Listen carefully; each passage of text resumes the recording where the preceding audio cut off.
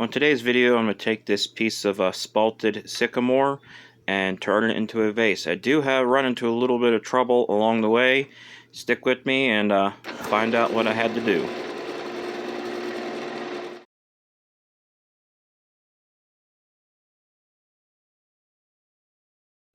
Here I'm using my 5/8 bowl gouge and running about a 600 RPMs.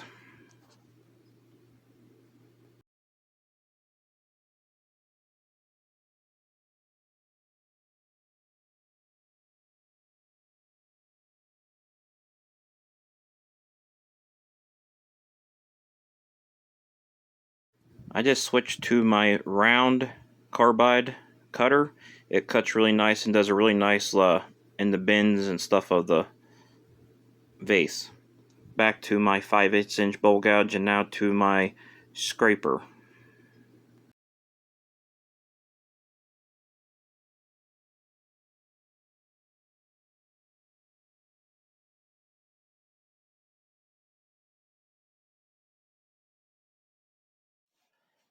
So after further review of this piece, it is spalted. It's got some pretty colors in here. I think I'm going to do another experiment. It does have some of these deep cracks here and here, and there's one right here along this edge of this color. I think I'm going to mark this and with a different, just a random pattern I'm trying to see here, and then grind it out and then add some resin. And there's a crack there, little bad spot there, crack there. So I figure if I did that, it'll add some nice color to it and take care of some of the spunky areas and help fill in these cracks. So let's figure out how to draw those lines on here to mark the areas to carve out.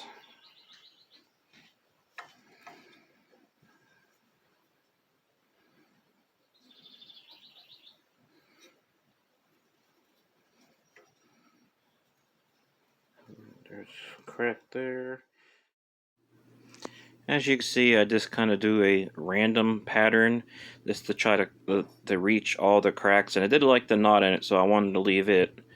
So no specific pattern, just a random pattern to try to reach all the cracks and fix any kind of the bad spots. So I got my Dremel tool set up right here on the lathe. This I try to do it on here. Got a light right here fixed above the piece. I'm going to try to use this burr here if you can see it. This little aggressive burr to do that outline and possibly most of the inside. If not, I'll have to switch to a different burr, which I'll show you that one if I have to. So here goes nothing.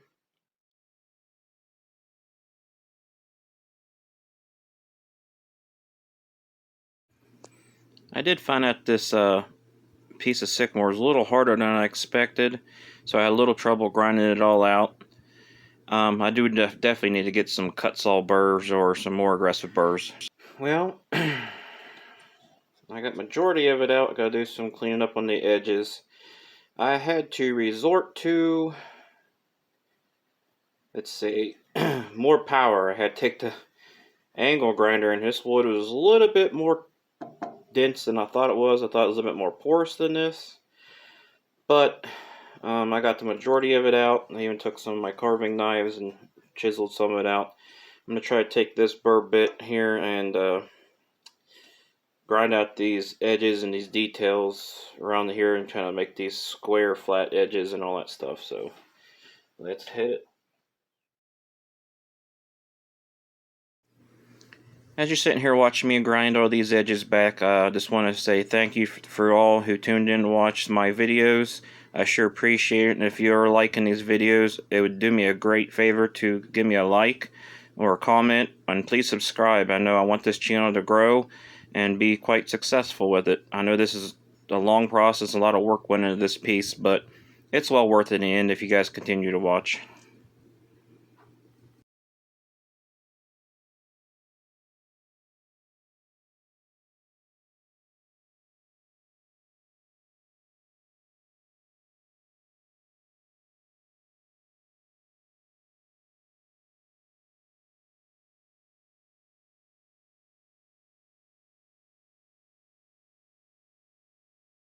Well, I think beside the little boo-boo there, which I gotta turn it back just a little bit and sand it, so that shouldn't be a problem anyways. I think that probably just about got it. Might try to go a little deeper in through here. Some areas are deeper than others. Well, I think that's about got it. I think I'm about done for tonight. Getting hungry. And so I'm gonna go get something to eat. So I'll bring you guys back when I'm starting to work on it again. Alright guys, I'm starting to make the mold for this. The only concern I had was not having the plastic go sink down in here. And in here, when I try to tape up the plastic or glue the plastic on around this edge, so I found an old 2-liter pop bottle which has a pretty stiff plastic and plan on putting it around here to make a almost like looks like a rib to help hold out, not glue it in place, but help hold out the plastic so it won't sink into the mold, so or sink into the area where I want the resin to be. So got everything ground out, got the plastic here, got to plug in the hot glue gun, and I'll bring you guys back when I start doing that process.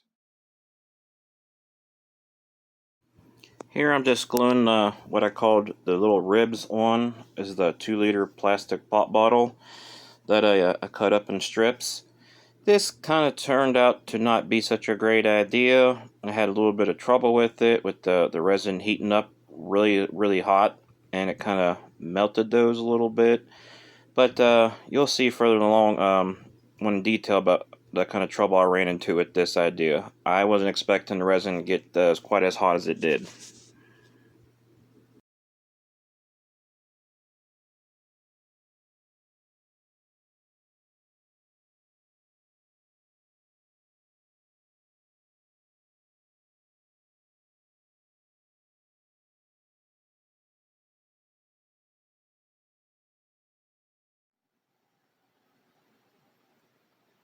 Here I'm just using a little bit of my UV resin to glue a piece of this rib on. I didn't want hot glue possibly in the middle, and UV resin worked perfectly for that. It held just fine.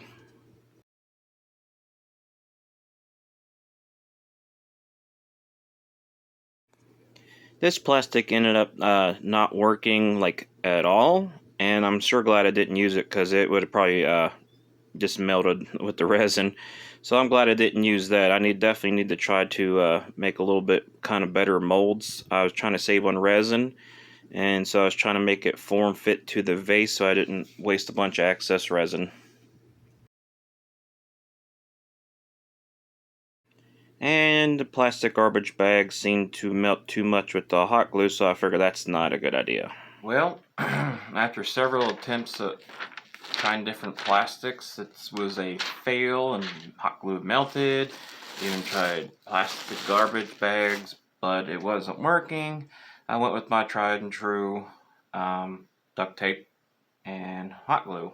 I did add some more reinforcements with some of that bottle across this way and up this way to keep it from going down, but I just wrapped her, mummified her in duct tape and hot glue, and I glued all the seams. So here shortly we'll be dumping some resin in there and seeing if she holds. So stick with us. Maybe she'll leak, maybe she won't.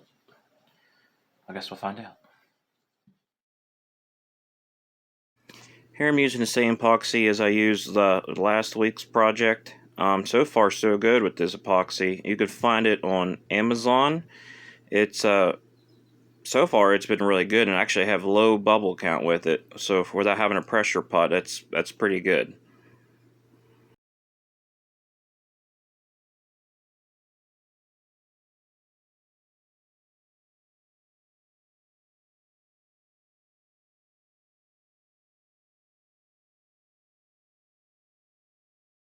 Here I'm just waiting for the bubbles to dissipate a little bit in the resin before I start mixing in the color. I'm using a color called Midnight, which is like a bluish purple color. I wanted a nice dark bluish color, and there I'm just adding a little bit of pearl into it to give it a nice little pearl swirl effect.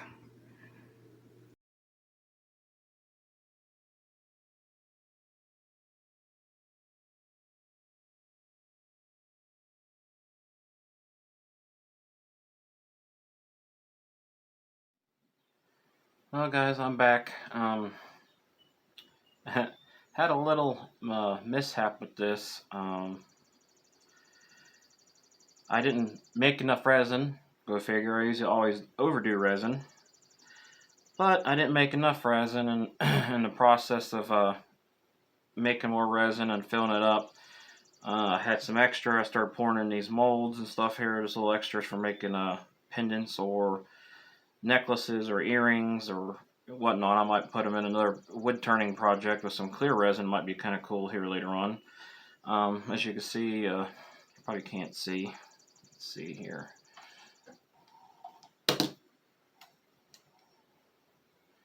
There's some extra molds of silicone molds that I've used to make some other projects and stuff with pendants, West Virginia or state shape. That's always cool for a keychain or necklace or whatever, and some skull things here.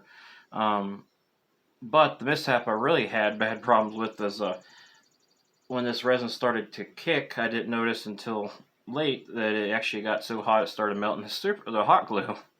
So yeah, I lost a lot of it down into the container, and I was trying to scoop it up and put it back in as it was trying to set up. Oh, ain't this just fun? Hopefully this project turns out. It got hotter than what I expected, so it melted the hot glue. So I did go back and mix some more resin and poured it in here and topped it off. So far there's no leaks with it. Hopefully it was only about 1.5 inches down on both sides. So hopefully I got the color to match correctly. If not, then I'm going to have a witness line there in the resin. But either way, we're going to continue with this project. I'm going to let this set up, and I'll probably see you guys here tomorrow afternoon. So, peace. Well, here it is the next day. And let's just say this was a major pain in the butt to remove. I couldn't get all of it removed. As you can see, there's still duct tape in here. This is where I sprung the big leak. And it was running and running and running. So, don't know if I'm going to use that kind of mold again. I mean, it worked, kind of, but kind of didn't. So yeah, let's get to try to turn this back. It's going to be a mess. Let's get to it.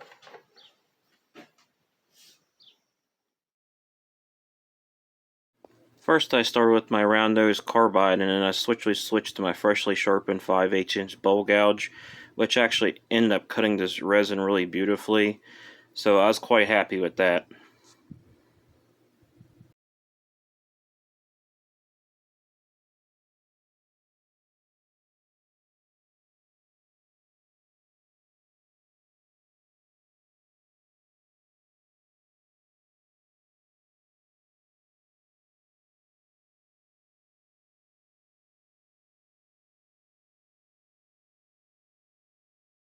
Here I'm back using my carbide round nose just to clean up some of the little bends and the dips in the vase.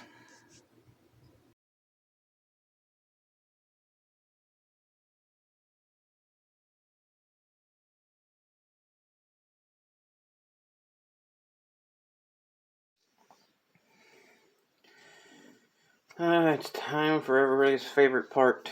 I filled in some of these bubbles best I could. Got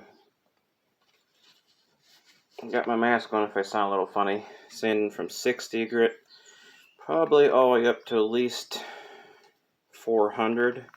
maybe 500 grit. I know I don't show much of the sanding process, but who really likes to watch a bunch of sanding? It took me like an hour and a half, 2 hours to sand this piece up.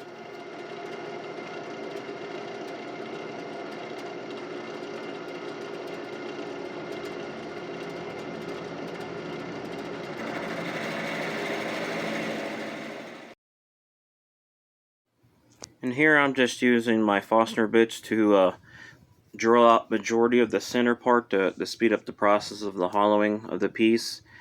I don't know how I ever did it without the Forstner bits. It makes it so much more easy to do.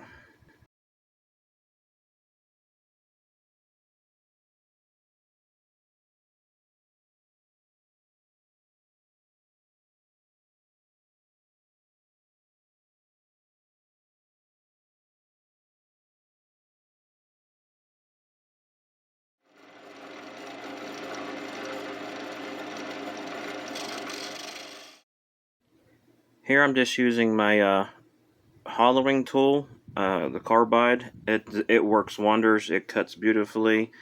I have never had one issue with it. Definitely you guys should try to get one and try it out sometime.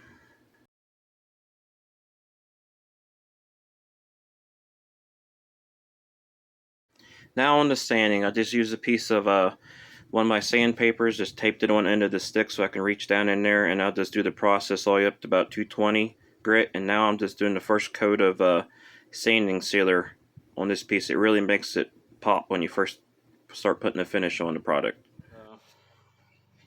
Other coats I'm going to use shellac. I ended up putting 2 coats of sanding sealer on there and 2 coats of shellac. They're looking pretty.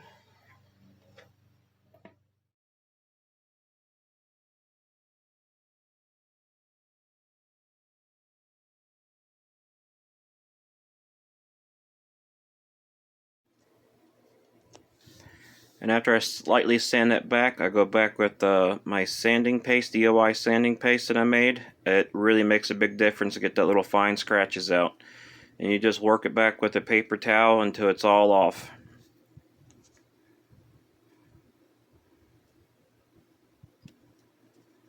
Then you just then you hit it with some denatured alcohol, clean off any kind of residue, let that dry. Go back with some paste wax, rub that in really good, and let that dry to a dull finish. Then you go back and you just polish it off. Brings that one beautiful shine. Now it's time to part the piece off. This is one of the parts that's a little bit scary for me because this is like towards the end, and I really don't want to see it fly off the lathe and get destroyed. Especially this piece, it turned out really, really pretty.